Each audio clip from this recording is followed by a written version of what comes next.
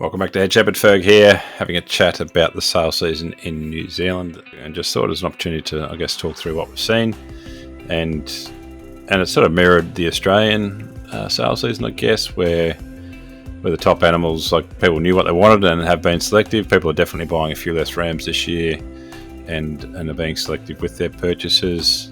I guess what is interesting is there's data that we would have probably been pretty excited about 5 years ago.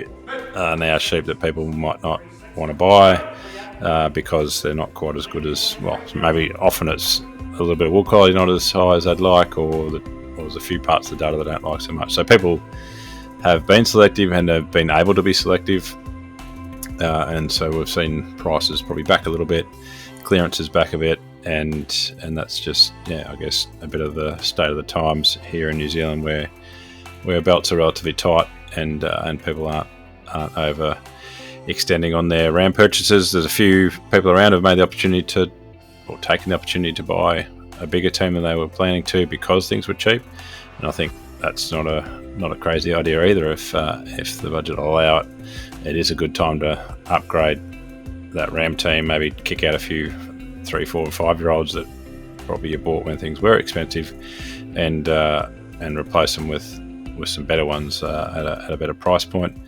I think it'd be fair to say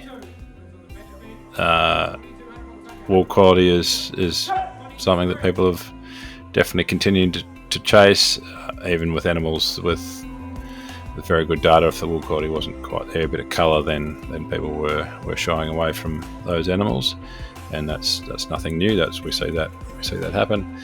I think hats off to the vendors this year. There's been some really big step ups in data. We've got a lot of places now with some quite negative foot rot breeding values. The worm egg count breeding value is really starting to kick in for most people, with lots of animals around with that negative worm egg counts, and that was a feature of the ones that were making the money.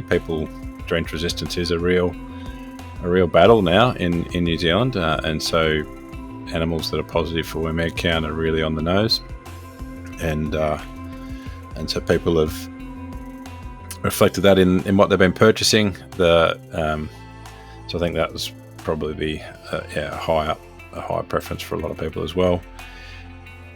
Probably, depending on who you were, some maybe people are happy just to take as long as it's not a positive for foot rot most of the time. Some people aren't looking at the data, obviously, and have bought a mix of those, but generally those people that we work with have sort of gone, well, 0 is high enough for foot rot. We want to be in the better half of the population. And then we've got some people who have really honed in on it, obviously, and get some of those really negative numbers, which is awesome. Probably for the first time, a few more catalogues with DAG and WEC in there, and so people have certainly started to look at that, and we encourage people to do that. There's a big variation in those traits, and obviously our labour-friendly sheep that we all want to be farming with has low DAG and low worms, and so we're certainly seeing a bit of a reflection of that. But I think generally across the sales, if it had good wool quality, then it was one that was sought after. Probably muscle and fat is locked in on most of the places that we work these days, so it'd be hard to see a correlation there, probably, just because it's sort of, you get to a point where you're looking at a catalogue and you go, well, I don't need to look at that because they've all got kind of enough. And so that's certainly how we went about some of these sales, where there's that data's good enough. We don't need to drive that any further, and we can focus on other traits. So it's an interesting sales season, and it seemed to be very similar to how we saw the end of 2023 in Australia, with the I guess the longer Australia went on, as the prices really started to bite, the less the clearances were and the lower the prices were at average. So it'll be interesting what we do next year in terms of, as prices come back up, whether people start wanting to replenish those ram teams. It obviously is a little bit risky when you're buying a few less. You go into the ram team in a few months' time to put them out with the ewes, and you're going to have, some people might have to use the odd one that they would rather not, but we'll see how that goes.